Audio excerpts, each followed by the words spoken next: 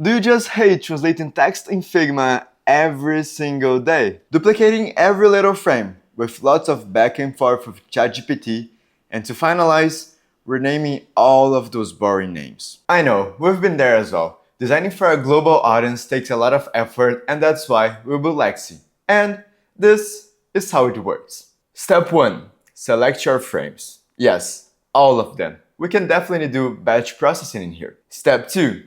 Pick your languages. We have over 50 options. And yes, you can pick more than one language at a time.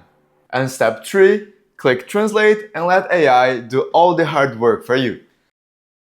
Go grab some coffee, or just actually pretend that you are working.